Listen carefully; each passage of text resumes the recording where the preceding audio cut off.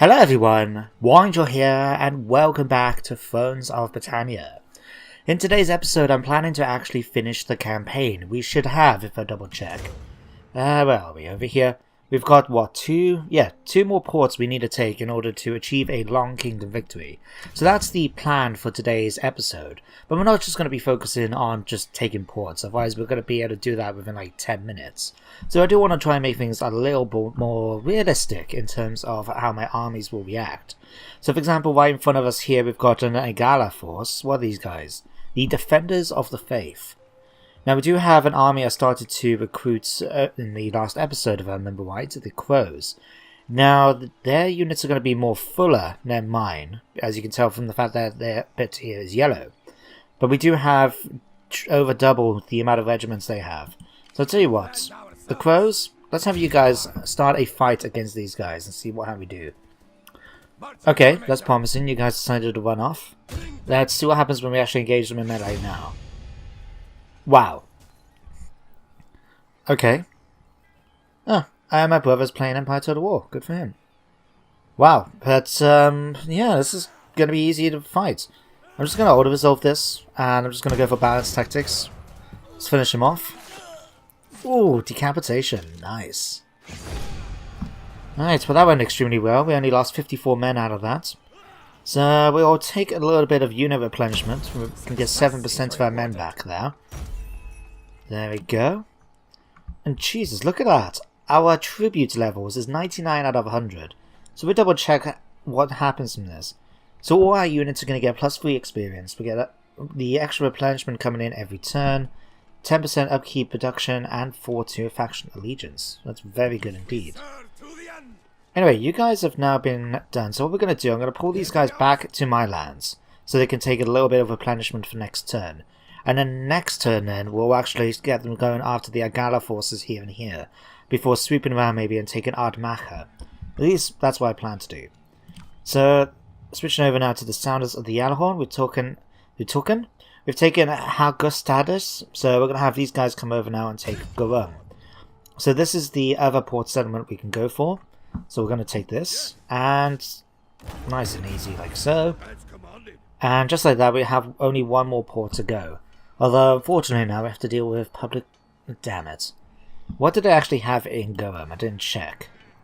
If I did, I can't remember. It's got fields. Damn it. Okay.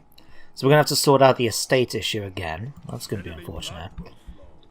Anyway, you guys can continue down here. And really, that's basically what I need these guys to do. Because the problem is the Northumbria don't actually have any ports.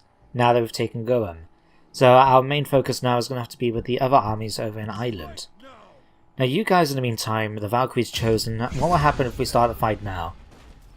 They've got one unit. How come they only got one unit? That's surprising. Oh well, that's going to be another auto resolve. Let's be honest, I'm not going to fight a battle when there's only 28 men facing us. That's just cruel. Although saying that, look what happened to them afterwards. Anyway, they took 10 casualties, that's fine. We killed 24 out of them. And we could actually liberate Cumbria. Cumbria, I mean. You know what? I haven't actually liberated a faction in this campaign, have I? And it's a proper nice place for them to start, since they've got a walled settlement. I'll tell you what, we're going to liberate them. Without delay. There we go. We'll see this through. Nice and easy. And now that my army can continue, we're going to have them to move towards Dakor. And I'll get there in 2 turns, it seems. Okay. Switch now to the Odin's Fury. So this is Magnus and his bodyguard who's running around collecting settlements. Okay. I'll tell you what, we're going to come back to these guys. Right. Thor's Hammer. What's happening with you guys? You are fine. I'll tell you what, who are you? You're Connacht. Oh yeah, did we not have to defeat a Connacht army recently? I can't remember. I'll tell you what, you guys can focus on going after these guys here then. We're going to trespass slightly in... who are these guys? Gwynedd. That's fine. I'll tell you what, we're going to occupy that. If Gwynedd ain't going to march upwards to take it, I might as well take it for them, you know? Alright, what else do we have here? We just got little minor settlements. In that case, what I'm going to do is, if I go to Nodba, sorry for any Gaelic, not people who know Gaelic, that I'm butchering the pronunciation, but I'm going to be following the advice of one of my viewers, Bacala, who suggested about getting some minor leaders in order to take the smaller settlements on the map. So I'll tell you what, we're going to take... I don't really know, I'm not really that fussed if I'm honest. Snorri. Let's take Snorri. I say that because the reason why I'm a little bit is if we switch back over now to Odin's Fury, all we need to do is just come over here, take Lafarana, and occupy. And then just hold it for a turn, and that's all we need to do in order to win the campaign. So if we double check now, yep, we should now have completed this. We've got 25 out of 25. We've got these two. We just need to wait until next turn. Now, because we've only been this for like 6 minutes, I'll tell you what I'm going to do. Even though we're going to finish the campaign now, basically when I hit the end turn button, I will continue as usual for the rest of the episode. So at least we're going to get a full episode out of this, rather than finish it within 10 minutes, right? So let's continue like normal. So right now, I need to worry about the loyalty issues we got from the estates. So if we pop onto our economy, technology, diplomacy, where is it? Faction. Governors and estates. Estates. Now, who doesn't have an estate right now? Someone near the bottom, no doubt. Snorri. Snorri, you don't have any estates at all, do you? But you don't actually mind. You seem to be reasonably loyal about this, nevertheless. What about you? Estates are low. Well, I'll tell you what, Falhau will give you an estate. In fact, you can have that, which one is it? You can have this one. Enjoy. And everyone is still unhappy because, of course, they desire more estates in a low rank character. Okay, fine. Let's do this. You can have this religious one right here, Hearken. There we go, that's you sorted. Now Gisli, what about you? You're just not happy. You want more states than me, but that's not going to be happening, good sir. Not at all.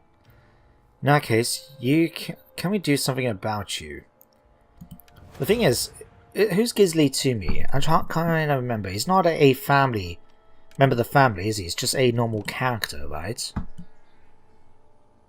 Let's have a look. Christ, we've got a few children. Katil, who's my faction heir, has a young daughter, a son, a baby son. Wow, they've been busy. Thorhau, you're my bastard son. Or Harkin's bastard son, I should say. We've got Havnard. Oh no, Gisli's not anyone related to me. That's fine. How much would it cost me, though? And Magnus, you're not happy either, are you? Oh well, we'll manage. It's not like he can really do much to me if he's only got his bodyguards. Alright, let's see what we can do about you. You are my general, so we're going to give you a champion, which doesn't actually do anything. Why is that? Because you are Vash, of course. Let's cancel that, and let's give you... which one is it? Quartermaster? Let's give you a quartermaster. Increase your movement range a little bit. There we go. Nice and easy. Alright, let's end the turn. So, with the campaign coming to an end this episode, I need to decide on a new one to replace it for next week. Now, I'm already, spoiler, going to be starting a Fall of the Samurai campaign this Saturday to replace the Medieval 2 campaign. Which faction I'm going to be playing as, I'm not entirely sure yet. So I do have a couple of ones I've been thinking about, maybe like the Sendai or something like that. But otherwise, I'm pretty open. I might even just pick one randomly. I don't know. I'll think of something. But I need a new campaign to replace this one. So, I don't know. I feel tempted to maybe start a new Thrones of Britannia one, just because we can take advantage of all the updates. Oh, there we go. A true monarch leads from the front, with the people's best interests at heart. By your hand and sword, the kingdom has been united, joined at last in common cause. A kingdom that will last for centuries to come.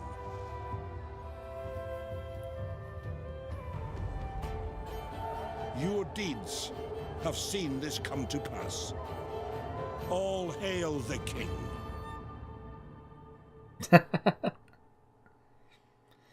Well, we've certainly set the establishment, shall we say, so we could potentially play as a Viking Scottish clan in the future. But hey, we've now completed a Long Kingdom victory, and our faction has changed yet again, it seems. We're now known as the Norse Gaelic Sea. Interesting indeed. Well, you guys can check out some of the stuff as we go along here. Is there a way to actually keep track of this? No. I can't remember. There was a thing that might let you so you can keep this, because it used to be a thing for, what was it, Rome 2 or something like that, where you could actually keep a log of your sort of accomplishments. Or was it Attila I'm thinking of? Ah, well, it doesn't matter. But anyway, let's check out the stats. So according to this, we've managed to hold 59 settlements. We captured 59 and we lost 5. Most we've held is 59. We have 16 provinces, 40 buildings, 18 technologies, mainly military. It had 10 unique resources. Okay. We've encountered 58 factions. That's not how many factions there are in the game. Jesus, that's a lot more than I thought it was. But we managed to destroy 5 of them. We've had 5 wars at the moment. We have 1 ally, and that's the Cumbria that we made recently established once we liberated them. Current income is 12,004. That can't be right. No, that's definitely wrong. We've got 2,139 up there. That can't be right. Anyway, I'm not going to argue with the game. Interest, we get 925. Expenditure, we spend a lot of money. Expenditure on hiring mercenaries and levies. You can hire mercenaries in this game? I mean, according to this, we've spent a fair bit of money on mercenaries and levies. When did we do that? I don't remember doing that. If you happen to know, guys, let me know in the comments, because I'm honestly a bit confused by this. I mean, construction makes sense, unit upkeep makes sense, recruitment makes sense. Unless levies and mercenaries mean a particular type of unit, like for example, the first level of spearmen that you get are considered levy spearmen, so maybe that's what it's talking about. Huh. Fair enough. Let's see. We established 18 armies in total. We lost 1 general throughout all of this. We destroyed 437 enemy units, and we only lost 19. Fair enough. How about these? We fought 49 battles. I fought 17 of them myself. That seems a little bit low, but then, I mean, we're only on episode 20, so that works out just under a battle an episode. 20 of which were land, 16 sieges, and out of those 49 battles, we won all but 1 of them. Which one did we lose then? Siege battle victories is the same, settlement battle victories are the same, land battles are the same, naval battles are the same. How does that work? We're missing 1. No, and we got 1 heroic victory. What did we lose then? 1 defeat. It was a combined battle defeat. When was that? I'm honestly confused. I have no idea when that was. Okay, let's finish this off. Let me see. We recruited 2,549 captives. Executed 69, ransomed 313. We liberated 1 faction and sacked 9. Now, what else we got here? According to this, my prosperity is quite meager. I mean, we're not making a lot of money considering we own 14 provinces. But we got enough men. That should do the job. But anyway, guys, that is now a Long Kingdom victory accomplished. So we've got a quarter of an hour now until the end of the episode, technically. I don't know. I might just do another 5 minutes or something. Just a couple more turns. I'll see how I feel. Like, to be honest, I wasn't really planning to do today's episode. I wasn't in the mood. Just, some personal stuff. So the fact that I've, well, managed to at least get myself going to do it. But I'll do 5 more minutes. I think at 20 minutes will be fine. In fact, we can check this out as well. What's this? We have finally united our people together into a kingdom that will last for all eternity. We will be remembered as one of the greatest kingdoms ever to have existed, with a legacy rivaling that of all of those that came before us. Our best generals demand we remain vigilant, however, as even the mighty Roman Empire succumbed to foreign incursions. Maybe we should strengthen our military presence, just in case. So now our faction bonuses have been upgraded, and our faction is now known the Norse Gaelic Sea. The resolution of this event will be seen in a later turn. Okay. Inertia creeps. It's bad enough when my man can't be bothered to do his job, but the trouble really starts when his sloth begins to rub off on others. This way lies all manner of problems. So what this is doing, this reduces my food production for all my regions by 5%. Luckily we've still got loads of food. And a -5 campaign movement to all my armies. Crap. Well, it balances out. I mean, we got 15% as a faction anyway, plus whatever bonuses we got from Quartermaster or their own personal skills. And then 5% is going to be nothing, especially if we check out, where is it? Decree. No, that's not it. Morning bargained for. Where is it? Here. So we get plus 15. We got 25% income, plus 10 unit morale. Okay, that's some reasonable bonuses. We'll see. Who else happens to be very low loyalty? Quite a few people. Why are you still unloyal to me, good sir? You just want more things than me, you greedy sod. You really are. Gisley, apparently you're known as my Magnus. What? Elland, what's your problem? Your states are low. Right. Let's sort this out. Elland, Gisley. I mean, how many do I have as my character? We've got 4. I mean, come on. It can't be that bad, is it? I'll tell you what. Congratulations, Gisley. You've got yet another one. There you go. Gives you 1 of each. That should solve everyone's public order issue. Yeah, loyalty issues have now been sorted. Okay, let's just do a bit more movement for now. So I'll tell you what, can you guys... Let's see, let's have you guys march towards Admacher, yeah? So you guys can head off over there. Thor's Hammer. Gwyned's now started to move over to this side, it seems. I'll tell you what, let's focus on taking some more of these guys.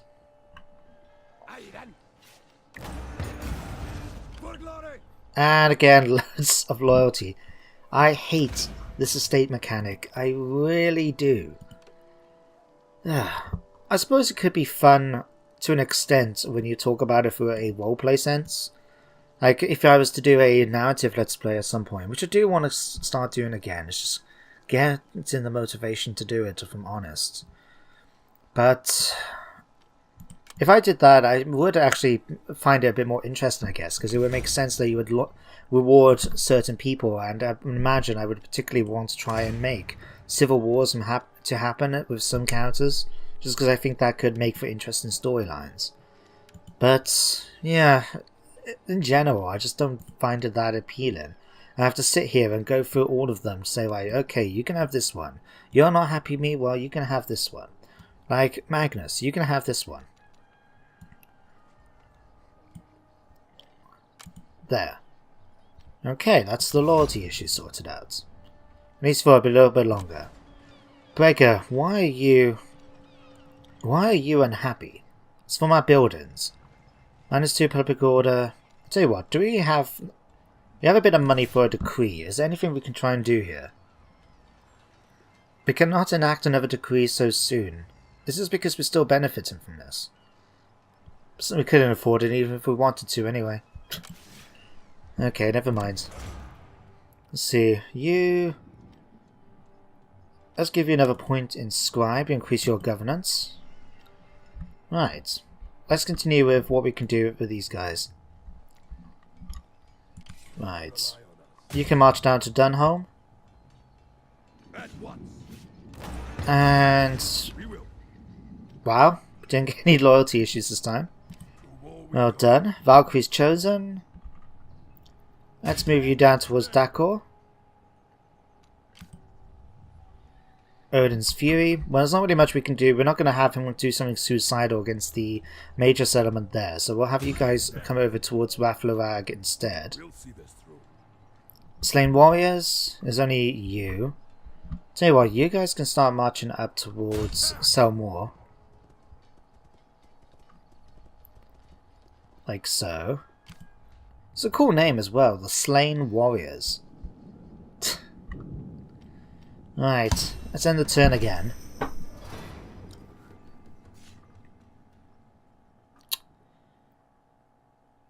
Now, you know what? I'm going to end the episode once we get to the end turn phase, okay? And I'll end the campaign in at this point.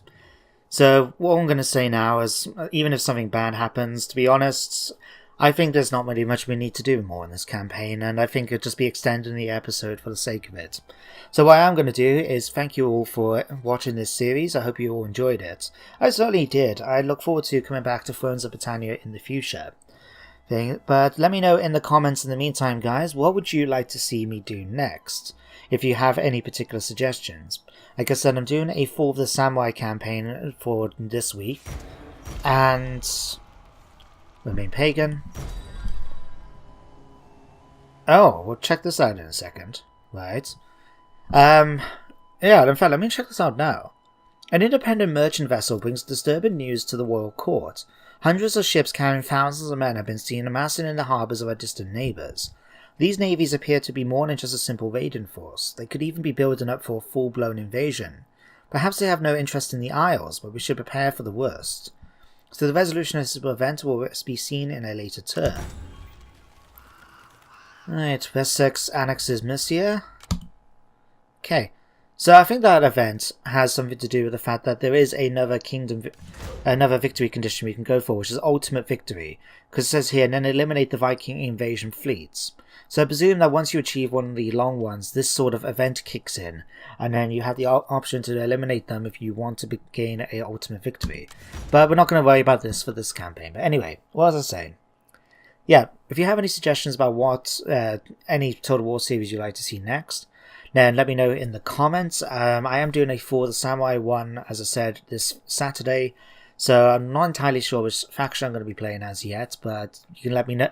But I'm sure I will pick one, I should say. And yeah, that's about it, really. So all I can say is thank you for watching again this series yet again. I hope you join me for the next one. And in the meantime, check out the other series I got on my channel. But until then, take care, and goodbye for now.